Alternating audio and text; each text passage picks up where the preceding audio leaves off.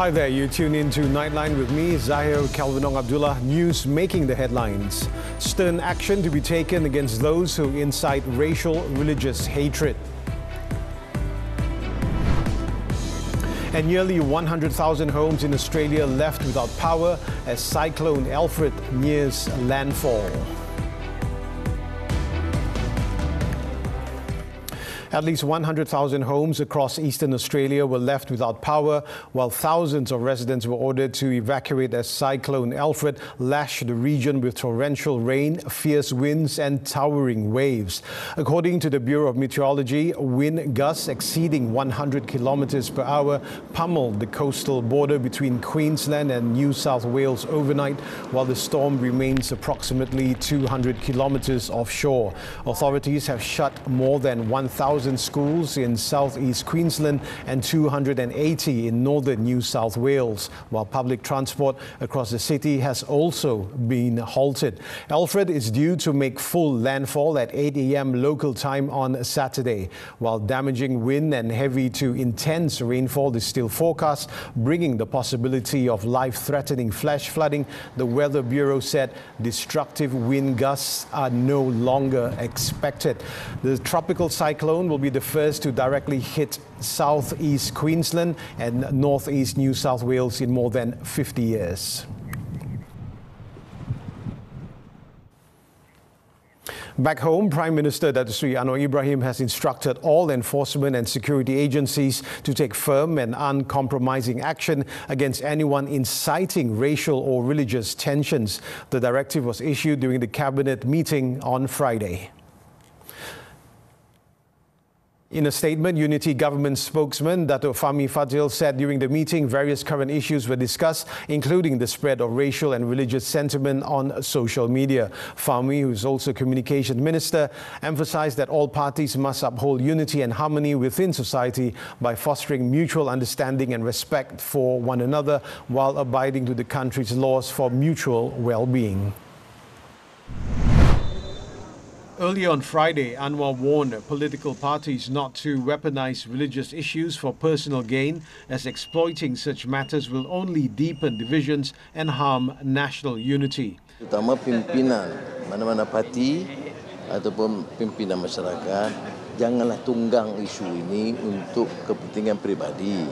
Kerana kalau kita teruskan, dia akan membakar dan musnahkan rakyat. The Prime Minister said this to the media of the Friday prayers in Bandar Baru Bangi, Selangor. He also said the government will take firm action against any acts that insult or demean human dignity and religion. Islam, agama persekutuan, kita martabatkan, tetapi kita jaga keharmonian. Jadi saya nak nasihat untuk pandangan, jangan gunakan ini sebagai senjata politik kerana ini akan membakar diri. On Thursday, Anwar criticized certain parties for falsely accusing the government of remaining silent when Islam is insulted, dismissing the claim as slander. He said this narrative distorted the facts and was intentionally misleading.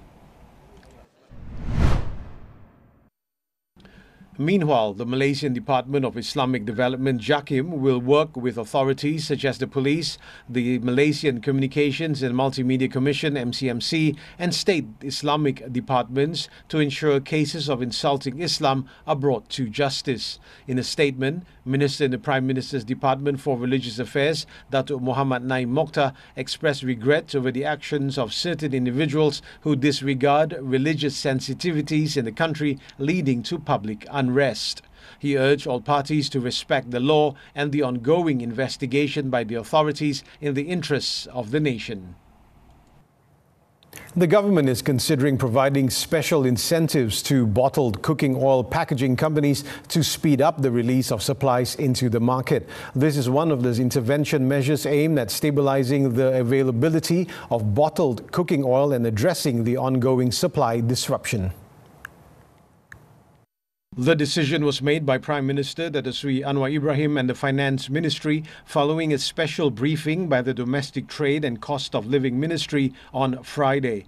In a statement, its Minister Datuk Armizan Muhammad Ali highlighted that one of the main causes of the supply disruption is the rising production costs driven by the increase in global crude palm oil CPO prices over the past 2 years. Following this decision, packaging companies have been instructed to immediately restore the production of bottled cooking oil to meet current demand. At the same time, the ministry is also intensifying enforcement efforts to prevent hoarding and misappropriation of cooking oil supplies.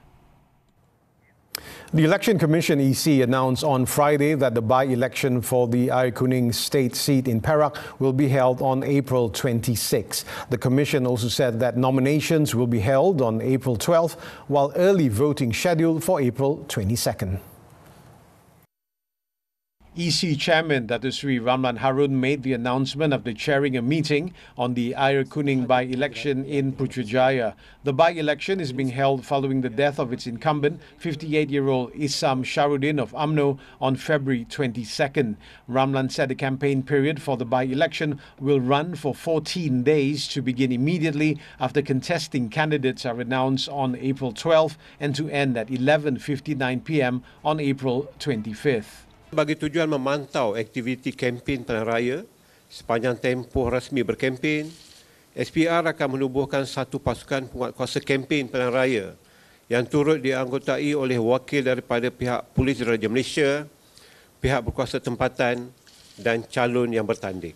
According to the electoral roll, a total of 31,315 regular voters and 582 police personnel, along with their spouses, are eligible to vote in the Air Kuning by-election, which is expected to cost 2.5 million ringgit.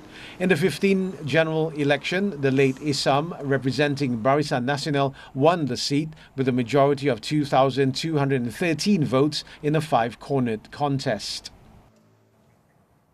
The Malaysian Anti-Corruption Commission (MACC) has remanded two individuals, including a former special officer to a member of parliament, for allegedly soliciting and receiving a 500,000 ringgit bribe. The bribe was allegedly given to secure approval for funds for a Project Mesra Rakyat program.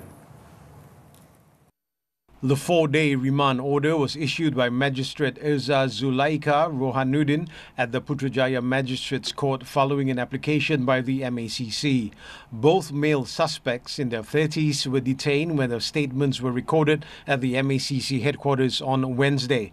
The duo is believed to have received the bribes last year in return for assisting in the approval of funds worth approximately 1.5 million ringgit for the supply of interactive smart boards to several schools in Kuala Lumpur.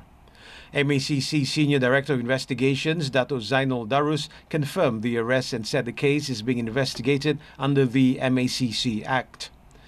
Meanwhile, in a statement on Friday, Seputeh MP Teresa Kok has denied approving the allocation of funds being linked to the graft probe involving her former special officer. She also reiterated that she had nothing to do with the MACC investigation.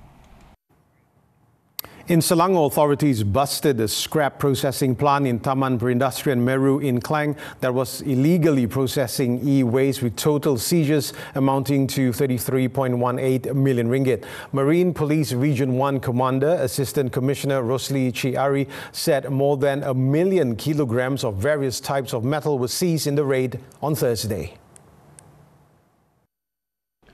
The Police Forces Intelligence Unit, acting on information received, launched a joint operation with the Selangor Environment Department to raid the plant. According to Rusli, the factory had a valid license, but only to operate as a scrap processing facility. Among the metals seized were 16,100 kilograms of copper, 207,900 kilograms of processed aluminium and 23,100 kilograms of unprocessed mixed e-waste, in addition to 787,500 kilograms of mixed e-waste residue. Also seized were an e-waste machine, a dewatering machine, and 3 conveyor machines, along with 3 forklifts, 2 weighing devices, and a truck. The confiscated items have been handed over to the Selangor Environment Department for further action under the Environmental Quality Act. Dari luar negara dibawa masuk ke Meru dan dia diproses, sisa-sisa buangan ditinggal di sini dan barang-barang yang masih boleh digunakan berkualiti akan dieksport semula keluar. A 30-year-old local man was arrested in the operation. Police are now working to identify the owner of the facility. A P-hailing rider claimed trial at the Kuala Lumpur Magistrates Court on Friday to a charge of murdering a 5-year-old boy who was under the care of his wife. 26-year-old Muhammad Shafiq Daniel Osman, a father of 3, nodded when the charge was read out to him before Magistrate Amira Abdulaziz. No plea was recorded from the accused because murder cases are under the jurisdiction of the High Court. It was alleged that Shafiq had murdered Muhammad Shakir Firman Muhammad Firdaus at a hotel room in Jalan Ipoh on March 3rd. The court did not allow bail and set May 26 for case mention. At the Sessions Court, Shafiq's wife, 26-year-old Noor Nilam Kamarudin, was charged with neglecting the child at the People's Housing Programme PPR unit in Kepong on February 25th. Judge Siti Shakira Motarudin set bail at 10,000 ringgit with one surety and fixed April 9 for case mention.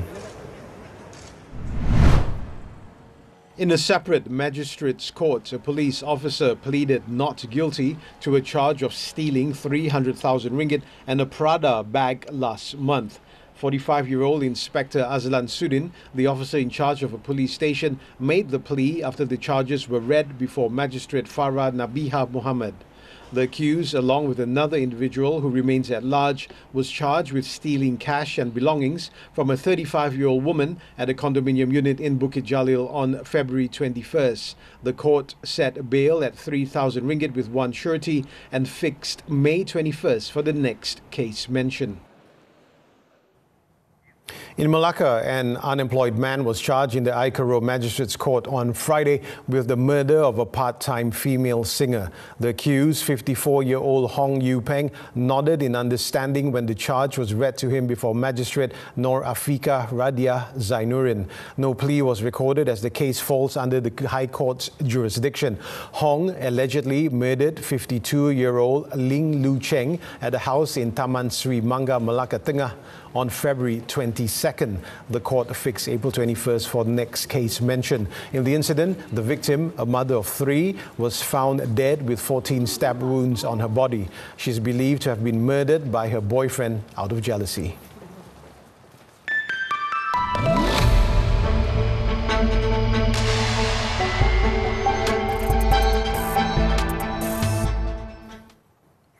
Malaysia's inflation is expected to remain under control, ranging between 2 and 3.5% this year, despite the targeted subsidy for RON 95 set to be implemented mid-year. In January, the inflation level stood at 1.7%. However, food prices continue to rise, especially in Selangor, Putrajaya and Terengganu. According to Maybank Investment Bank, the interest rate is expected to remain at 3% throughout 2025. The country's current monetary policy is seen as supportive of the economy and aligned with inflation assessments and growth prospects. The gross domestic product, GDP, is also projected to grow by 4.9% following uncertainties in global trade policies. The Mandatory Employees Provident Fund EPF contributions for foreign workers in Malaysia is seen as a significant step in protecting the rights of all employees in the country. This initiative, aimed at strengthening workers' social protection, is also expected to enhance Malaysia's human rights rankings. Federation of Malaysian Manufacturers FMM President Tan Sri So Tian Lai said the 2% rate imposed on both employers and employees should be maintained to allow businesses to adjust. From the outset, FMM emphasized the need to balance this initiative with business sustainability, particularly as manufacturers navigate rising costs. We note the government's decision to implement the policy gradually with a 2% employer and employee contribution and strongly urge that this rate be maintained. Malaysian Employers Federation MEF advisor Datuk Shamsuddin Bardan also believes that policies should be introduced to protect the interests of employers and foreign employees. MEF hopes that the government can come up with a clear policy on withdrawal so that it would not cause a lot of hassle for both the foreign citizens and the employers in trying to make sure that they are able to withdraw their savings from EPF in the event of leaving employment from Malaysia.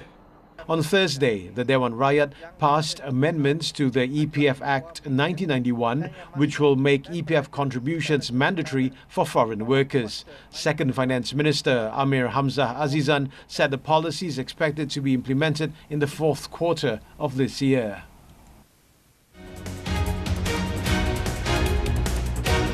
With U.S. trade shifts in motion, how can Malaysia seize new opportunities? What strategies will give Malaysia the edge? How to leverage ASEAN ties, supply chain relocations and investment appeal? U.S. trade shifts, Malaysia's opportunities. Muhammad Ahmad Hamdan speaks with regional APAC lead of Ipsos Strategy 3 Malaysia, Kiranjit Singh, this Saturday evening on TV3 and stream on Tonton. U.S. President Donald Trump on Thursday signed executive actions delaying tariffs on all products from Mexico and Canada covered by the United States-Mexico-Canada Agreement USMCA Free Trade Treaty in a significant walkback of the administration's signature economic plan that has rattled markets, businesses and consumers.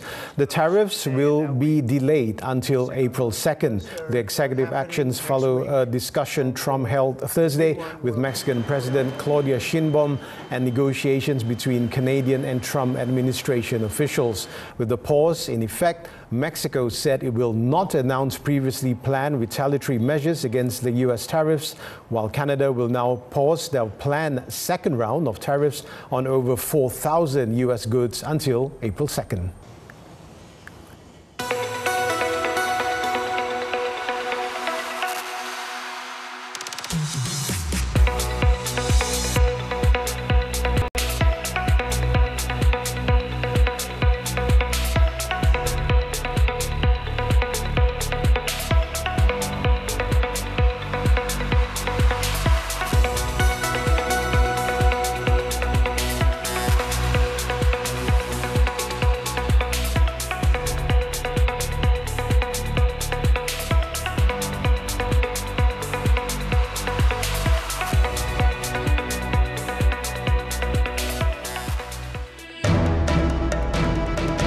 Ng Yen Yao through to semis. Sports after this breather.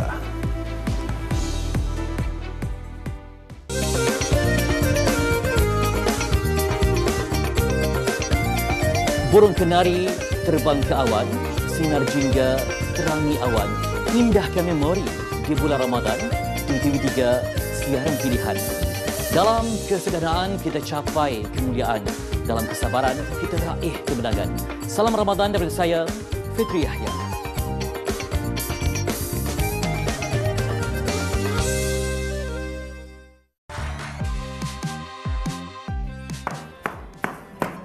Ibu dan ayah kecewa dengan Mia. Ibu percaya kan Mia? Tapi apa Mia buat? Kau tak duduk dalam rumah tu, kau tak rasa. Apa guna rumah besar tapi tak bahagia? I tak nak you involve lagi dalam masalah diorang. Diorang tu boleh abaikan I, tahu tak? Jadi kena pergi, nanti dia lambat. Hello, handsome. Keluarga Itu, Jumaat hingga Ahad 9 malam di TV3 dan stream sekarang melalui Tonton. Indahkan memori Ramadan dengan Sembang Sahur. Masya Allah, apa jam celik sebenarnya? Tiba-tiba dah Sembang Sahur kembali. Pengisian menarik pengalaman Ramadan artis jemputan sebagai perkongsian bersama. Mendekati dan berkongsi rezeki dalam segmen Singgah Sahur. Orang yang terbaik itu adalah orang yang memberi manfaat. Menu masakan ilham Chef Naim dalam Jom Masak. Sembang Sahur setiap Rabu dan Khamis jam 11 malam hanya di TV3.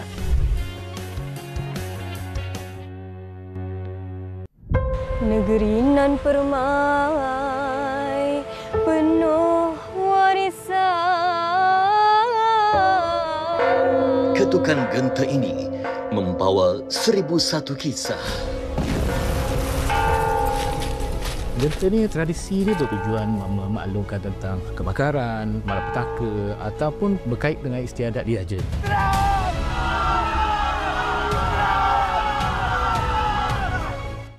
Sports badminton, the 2025 Orleans Masters. Top national women's shuttlers Pearly Tan and Tina bowed out of the tournament after suffering a straight sets defeat to China's Zhang Shuxian, Jia Yifan in their quarter-final clash on Friday night.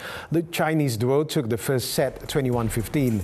Tina and Pearly tried to fight back in the second set, but Zhang and Jia were at their best, securing a 21-19 win and a spot in the last four. Sharing the same fate was another national women's duo, Goh Pei Ki and Teo Mei Sing. The pair suffered a 13-21, 11-21 defeat to South Korea's Kim Hae-jong, Kong Hee-yong. Turning to squash, the 2025 New Zealand Open in Christchurch. Asian champion Ng Yen Yao booked his place in the men's semi-finals on Friday, while S. Siva Sangari's campaign came to an end in the women's quarterfinals. World number 12, Yen Yao, eased past compatriot Sanjay Jiva, ranked 65th in the world with a commanding 11-2, 11-6, 11-5 victory in just 33 minutes.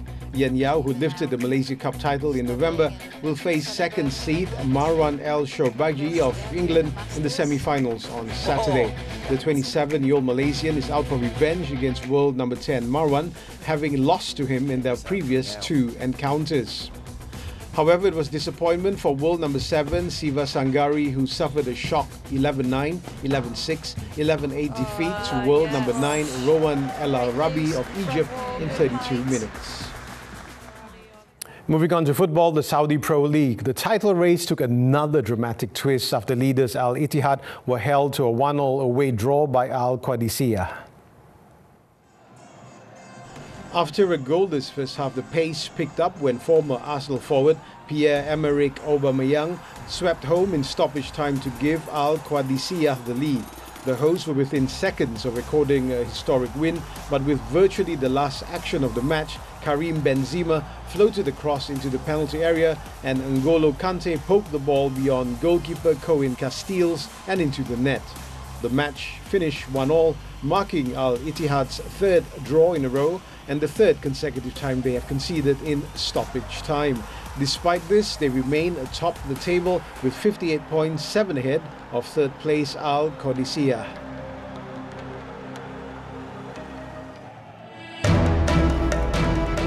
Healthcare professionals on trial for death of Maradona. The details when Nightline returns.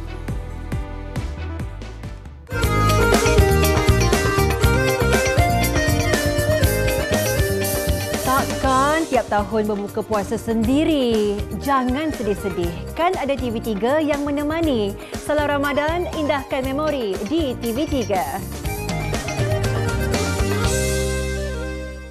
Amboi, dari angkat tonggas ke angkat akad nikah ke tu?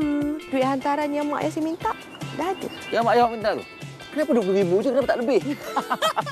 Tapi awas, ada hati yang tak senang. Manalah tahu awak tak jadi kahwin dengan Azhar? Sampai bila dia nak kerja uruskan tonggas bapak dia tu? Saat hilang tonggasmu. Sabtu 10 malam, terbaru di Cerai Karama. Indahkan memori Ramadan di TV3 dan stream sekarang melalui Tonton. Selalunya Fasha akan sampai awal dekat set pengabaran. Itu adalah rahsia Fasha untuk kekal dalam industri ni. Alhamdulillah, ramai yang tahu Fasha memang tak akan lambat. Ibu akan jadi spa girl for my husband and my kids. Very, very happy. Oh, very, very happy. Yeah. Jangan lupa saksikan Oh Mami setiap hari Sabtu 6 petang hanya di TV3 dan stream juga melalui Tonton. Janji dengan saya, layan dan hormat saya sebagai seorang isteri. Aku memang sengaja simpan gambar tu. Kau kejam, Nazir. Kau kejam. Kau ingat kau boleh lari daripada aku? Ha? Susah sangat kan nak bawa aku? Demi maruah aku. Sekam di dada mulai 11 Mac, Isnin hingga Jumaat 10 malam. Terbaru di Samarinda, TV3. Aku tahu apa dalam fikiran kau. Aku cuma nak cari ketenangan. Jadi selama ni tak tenang ah? Welcome back. A South Korean court on Friday cancelled President Yoon Suk Yeol's arrest warrant, leading to his possible release from jail after he was detained for imposing martial law.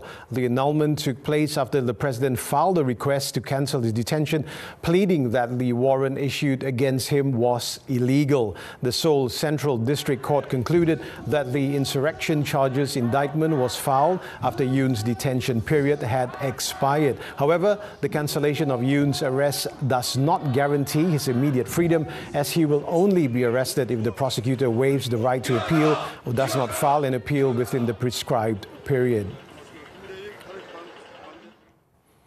Also in South Korea, protesters staged a demonstration on Friday demanding a halt to military drills a day after fighter jets accidentally dropped bombs on a civilian area, injuring 29 people. Dozens of activists from a town in Pocheon, a city near the border with North Korea, said the drills threaten the lives and peace of local residents. They added that it was unclear who the military drills were intended to protect or what their purpose was. Meanwhile, the country's defense ministry confirmed that 15 civilians and 14 soldiers were injured after 2 South Korean fighter jets accidentally dropped 8 air-to-surface bombs on the town. 9 of the wounded are currently hospitalized, including 2 who are seriously injured. Authorities have suspended live fire exercises until it can be established what went wrong, but the military said the incident will not affect a major joint South Korean and US military exercises starting on Monday.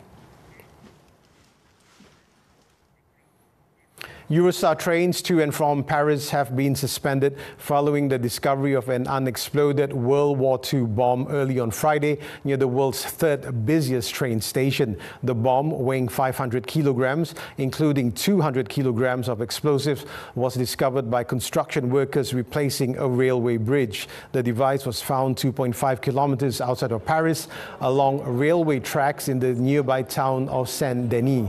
Following the discovery, a security parameter of 500 meters was immediately established, leading to the disruption of the intercity and suburban lines from Gare du Nord.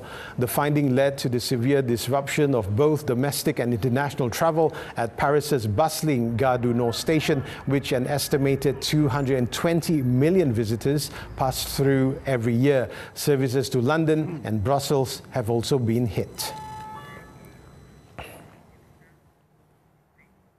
7 healthcare professionals will go on trial accused of negligence during Diego Maradona's final days 4 years after the death of the Argentinian football legend. Neurosurgeon Leopoldo Luque, psychiatrist Agustina Kosachov, psychologist Carlos Diaz, medical coordinator Nancy Follini, nursing coordinator Mariano Peroni, Dr. Pedro Pablo Di Spagna, and nurse Ricardo Almiro will all stand trial on Tuesday in Buenos Aires. More than 100 witnesses, including members of Maradona's family and doctors who tended to him over the years, will take the stand over the course of the 4-month trial. The 7 defendants risk between 8 and 25 years in jail if convicted. Maradona died on November 25th, 2020 at the age of 60 while recovering from brain surgery for a blood clot after decades of battling cocaine and alcohol addictions.